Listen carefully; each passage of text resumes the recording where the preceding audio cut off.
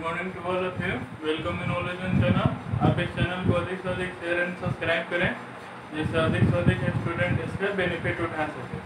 तो आज स्टैंडर्ड 10 का एक इम्पोर्टेंट चैप्टर और इन्वायरमेंट के बारे में स्टडी करेंगे, जो कि बायो का चैप्टर है और ये बहुत छोटा चैप्टर है, तो उसको पॉइंट वाइज धीरे धीरे हम डिस्कस करते हैं। तो सबसे पहले जानते हो कि हमारा अर्थ जो है उस पर कुछ सॉलिड मटेरियल होते हैं, कुछ लिक्विड मटेरियल होते हैं और कुछ तुम्हारा क्या होता है गैसियस मटेरियल होते हैं। सॉलिड में जैसे अर्थ आ गया, रॉक आ गया, ये सब। लिक्विड में वाटर आ गया और गैसियस में जैसे air, oxygen, carbon dioxide, nitrogen, ये सब होता है। तो उस कंडीशन में जो अर्थ पे जो सॉलिड पार्ट होता है उसको हम कहते हैं लिथोस्फीयर। जो लिक्विड पार्ट होता है उसको हम हाइड्रोस्फीयर। और अर्थ जो होता है चारों तरफ से गैसियस एटमॉस्फेयर यानी गैस से घिरा रहता है।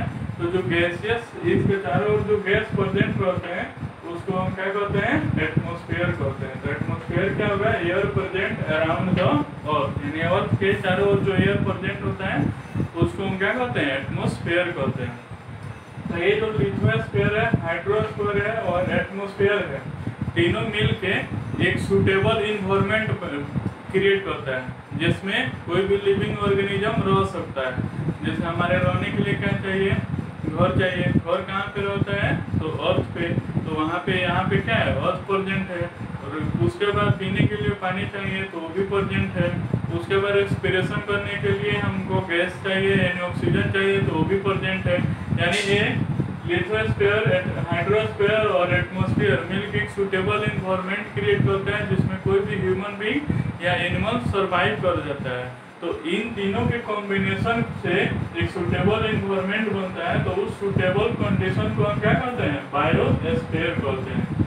बायो का मीनिंग समझते हो कि लिविंग ऑर्गेनिज्म और स्फीयर जहाँ पे लिविंग ऑर्गेनिज्म रह रहा है। यहाँ पे जो एटमॉस्फेयर का जो रिस्पॉन्सिबिलिटी होता है बहुत अधिक होता है। जैसे एक केवल रेस्पिरेशन में ही हेल्प नहीं करता है, ये हमको एज ए थर्मो रेगुलेटिंग की तरह काम करता है। थर्मो रेगुलेटिंग का मतलब हुआ कि यहाँ पे जैसे दिन और रात के टेम्परेचर में ज़्यादा वेरिएशन नहीं होता है, थोड़ा बहुत वेरिएशन होता है। लेकिन वहीं अगर मून पे चले जाओ तो नाइट में टेम्परेचर तुम्हारा अप्रोक्स 150 डिग्री सेल्सियस होता है और दिन में जो होता है 110 डिग्री सेल्सियस होता है। तो मून पे एटमॉस्फेयर प्रेजेंट नहीं है, तो इसलिए वहाँ पे रात में बहुत कम टेम्परेचर होता है जिसपे ह्यूमन बीइंग सर्वाइव नहीं कर पाता है। और डे में भी टेम्परेचर क्या होता है बहुत अधिक होता है। तो इसलिए एटमॉस्फेयर का रिस्पॉन्सिबिलिटी भी क्या है कि हमारे थर्मो रेगुलेटिंग की तरह काम करता है, यानी टेम्परेचर को मेंटेन रखता है। अब आगे पढ़ेंगे वेस्ट। वेस्ट क्या है तो जैसे रिसोर्स होता है उसका जस्ट ऑपोजिट क्या होता है वेस्ट। रिसोर्स का मीनिंग होता है कि जैसे कोई भी मटेरियल है जो हमारे नीड को फुलफिल करता है उसको हम क्या कहते हैं रिसोर्स कहते हैं। और जब उस मटेरियल का यूज करके और उसका जो अनवांटेड मटेरियल यानी उसका हमारे लिए कोई यूज नहीं है तो उसको हम क्या कहते हैं वेस्ट कहते हैं। तो any substance which is not useful for us is known as waste. तो वेस्ट जनरली दो टाइप का होता है, एक होता है बायोडिग्रेडेबल और एक होता है नॉन बायोडिग्रेडेबल। बायोडिग्रेडेबल क्या होता है तो डिकम्पोज बाय बायोलॉजिकल प्रोसेस, यानी वह वेस्ट जो माइक्रो ऑर्गेनिज्म के द्वारा यानी बैक्टीरिया, वायरस के, फंगस के द्वारा क्या हो जाए डिकम्पोज हो जाए यानी सड़ गल जाए, तो उसको हम क्या कहते हैं बायोडिग्रेडेबल वेस्ट कहते हैं। जैसे वेजिटेबल पील हो गया, पेपर हो गया, ये सब। नॉन बायोडिग्रेडेबल क्या होता है कि वह वेस्ट जो तुम्हारा क्या हो बायोलॉजिकल प्रोसेस यानी बैक्टीरिया, वायरस और फंगस के द्वारा डिकम्पोज नहीं हो, उसको हम किस में रखेंगे नॉन बायोडिग्रेडेबल वेस्ट में रखेंगे। जैसे प्लास्टिक हो गया, मेटल कैन हो गया और थर्मोकोल हो गया।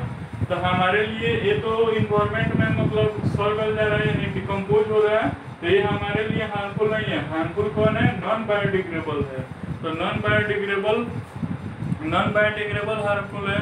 तो नॉन बायोडिग्रेडेबल मटेरियल का क्या है आजकल कम से कम यूज करें जिससे हमारे इन्वायरमेंट पे क्या होगा कोई इफेक्ट नहीं पड़ेगा, या उसको ओपन इन्वायरमेंट में जलाए नहीं, जैसे ग्लोबल वार्मिंग ये सब क्रिएट नहीं होगा, उसको आगे पढ़ेंगे। अब आता है इकोसिस्टम। तो इकोसिस्टम क्या होता है कि इकोसिस्टम का दो पार्ट होता है, एक होता है बायोटिक और एक होता है एबायोटिक। बायोटिक में जितना लिविंग ऑर्गेनिज्म होता है वो आता है, और एबायोटिक में जितना नॉन लिविंग है, यानी बायोटिक में तुम्हारा ह्यूमन बीइंग और एनिमल आ जाएगा, और एबायोटिक में जैसे सनलाइट हो गया, वाटर हो गया, मिनरल हो गया, उसी तरह ये आ जाएगा। तो उस कंडीशन में an reservoir where biotic and abiotic component is present, यानी वो रिजर्वियर जहाँ पे बायोटिक और एबायोटिक दोनों कंपोनेंट प्रेजेंट होगा उसको हम क्या कहते हैं, इकोसिस्टम कहते हैं। यानी एबायोटिक के बिना बायोटिक नहीं रह सकता है और बायोटिक के बिना एबायोटिक नहीं रह सकता है। जैसे बायोटिक में हम लोग आए तो हम लोग रेस्पिरेशन के लिए किस पे डिपेंड है, ऑक्सीजन पे, और ऑक्सीजन तुम्हारा क्या है, एबायोटिक है।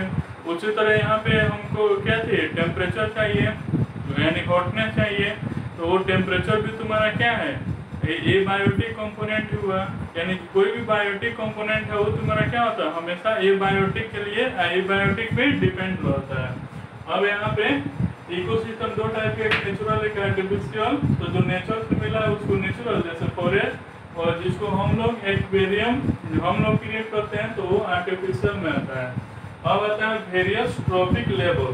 तो वेरियस ट्रॉपिक लेवल का मीनिंग क्या है, तो जैसे जानते हो कि ये बायोटिक कंपोनेंट में कौन कौन आता है, जैसे कार्बन डाइऑक्साइड, सनलाइट, वाटर, मतलब जितना नॉन लिविंग रहेगा। अब इसका यूज करके प्रोड्यूसर क्या करता है, अपना फूड प्रिपेयर करता है। इसके द्वारा जो फूड प्रिपेयर होता है उसको कंज्यूमर लेता है, और कंज्यूमर जब डेट कर जाते हैं तो उसको डिकम्पोज यानी सराहने लगाने के काम कौन करता है, डिकम्पोजर करता है।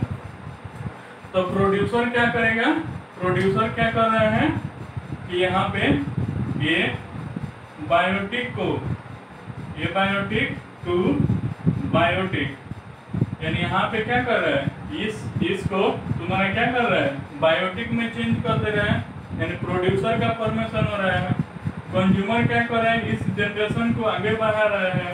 डिकम्पोजर फिर क्या कर रहा है, यहाँ पे बायोटिक टू ए बायोटिक का फॉर्मेशन कर रहा है। यानी जब ये सर्कल यानी ये डेट कर जाएगा तो इसको साया गला के फिर किसमें चेंज करेगा, नॉन लिविंग में, यानी सॉइल वायल का फॉर्मेशन हो जाएगा। तो इसलिए याद रखना प्रोड्यूसर क्या करता है, बायोटिक को एबायोटिक को बायोटिक में, कंज्यूमर इस जनरेशन को आगे बढ़ाता है, और डिकम्पोजर क्या करता है, फिर बायोटिक से एबायोटिक बनाता है, और फिर इस एबायोटिक से फिर क्या होगा, बायोटिक बनेगा, और ये जनरेशन ये जो प्रोसेस है वो लगातार चलते रहेगा। अब जो कंज्यूमर होता है वो तीन टाइप का होता है, एक होता है प्राइमरी, सेकेंडरी और टर्शियरी।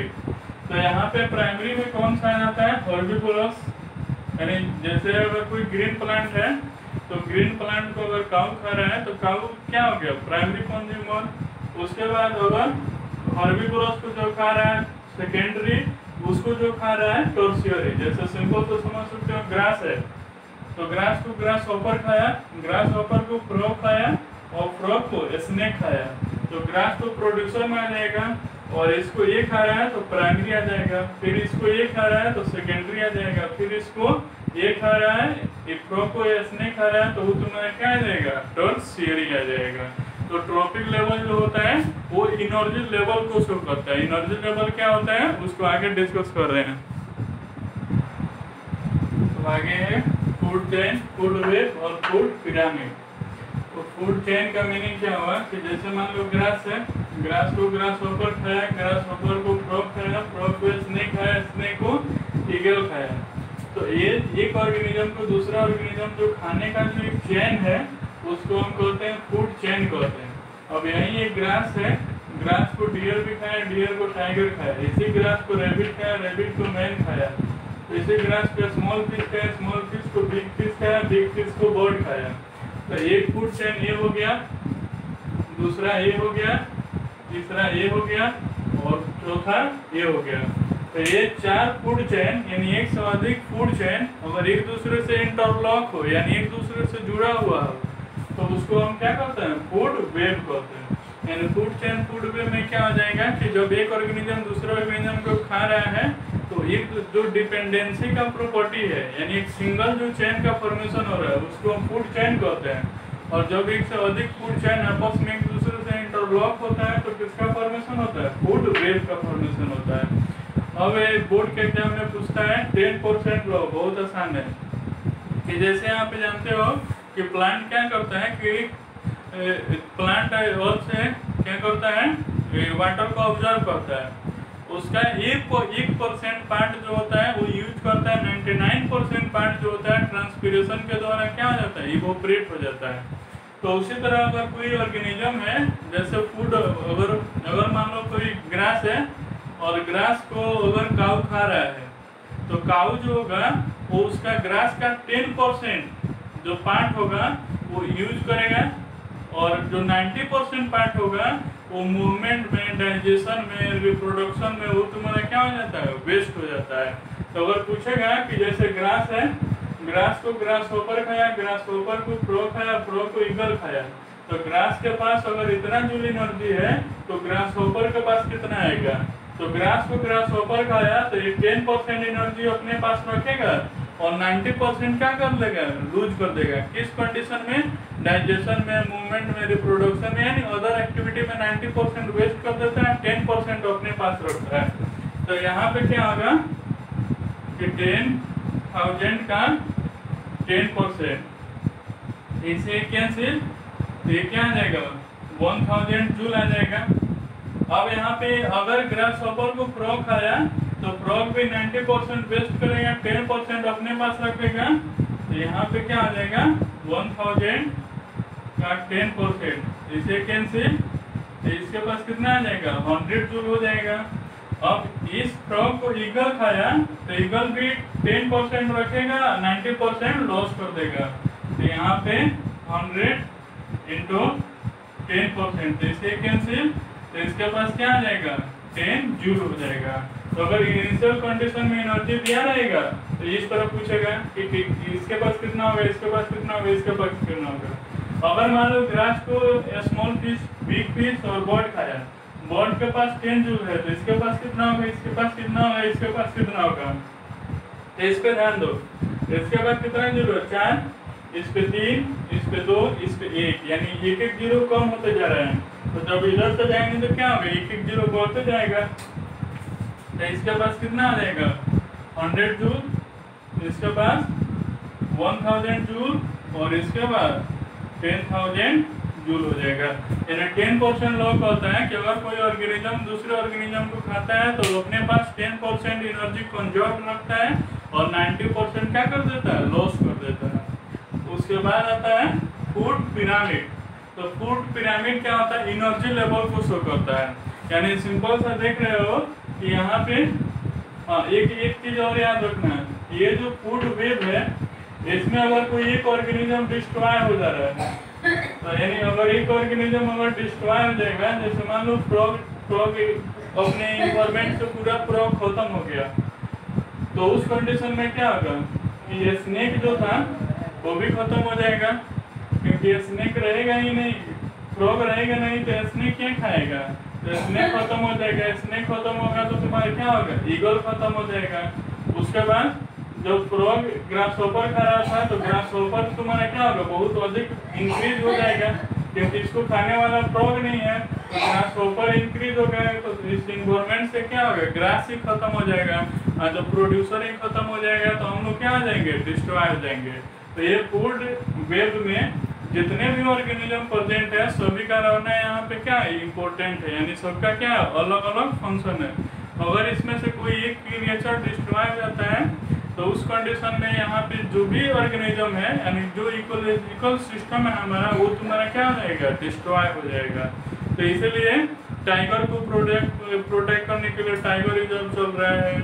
उसी तरह डिफरेंट टाइप का ऑर्गेनिज्म है तो उसको प्रोटेक्ट करने के लिए डिफरेंट टाइप का ऑर्गेनाइजेशन क्रिएट हो रहा है, क्योंकि अगर वो ऑर्गेनाइजेशन क्रिएट नहीं होगा तो कोई पार्टिकुलर ऑर्गेनिज्म यहाँ से डिस्ट्रॉय हो जाएगा, जिससे हमारा इकोलॉजिकल सिस्टम क्या हो जाएगा, डिस्टर्ब हो जाएगा। तो यहाँ पे फूड पिरामिड का मीनिंग क्या होता है कि जैसे यहाँ पर प्रोड्यूसर है तो इसके पास इतना एनर्जी है, उसके बाद इसके पास इतना है, इसके पास इतना है, तो सबसे अधिक एनर्जी किसके पास रहेगा, प्रोड्यूसर के पास, उससे कम प्राइमरी कंज्यूमर, उससे कम सेकेंडरी कंज्यूमर, उससे कम टर्शियरी कंज्यूमर।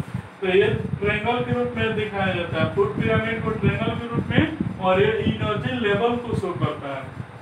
तो ये सबसे नीचे क्या आ जाएगा, जो 12 वाला पार्ट है वो प्रोड्यूसर, उससे छोटा वाला पार्ट है प्राइमरी, उससे छोटा वाला पार्ट है सेकेंडरी, सबसे छोटा वाला पार्ट है टर्शियरी। यानी ये रिप्रेजेंट कर रहा है कि यहाँ पे एनर्जी लेवल अधिक है, यहाँ पे उससे कम है, यहाँ पे उससे कम है, और सबसे कम किसके पास है, टर्शियरी के पास। यानी ये किसको रिप्रेजेंट करता है, तो बोल सकते हो एनर्जी लेवल को रिप्रेजेंट करता है।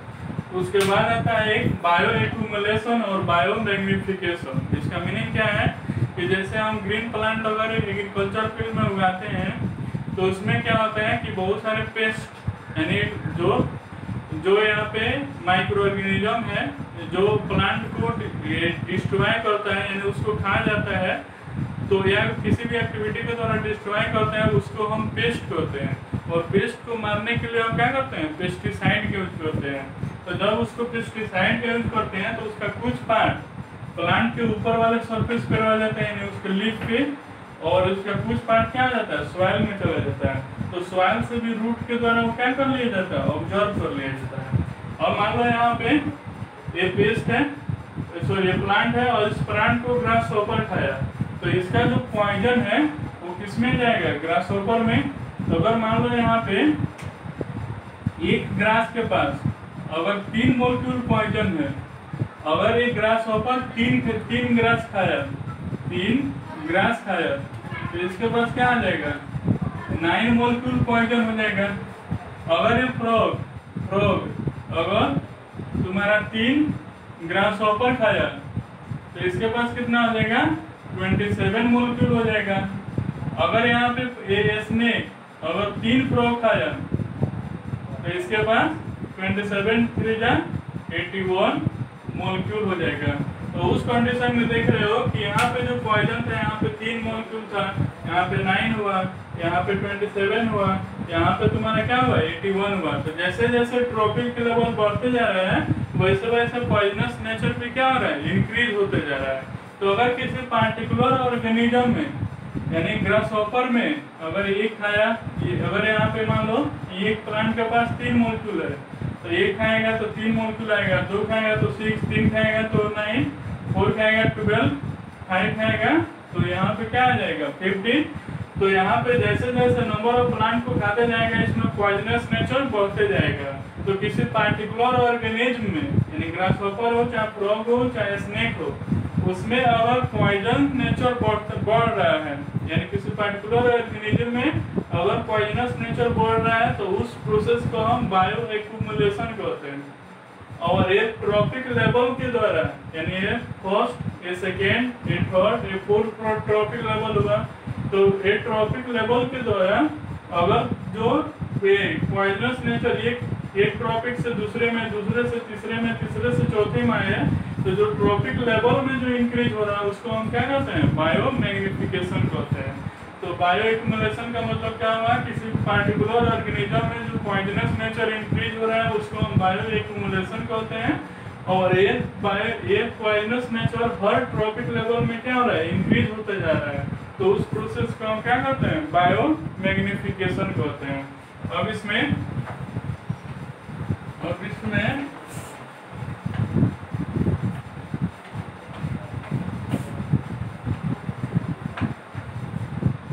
है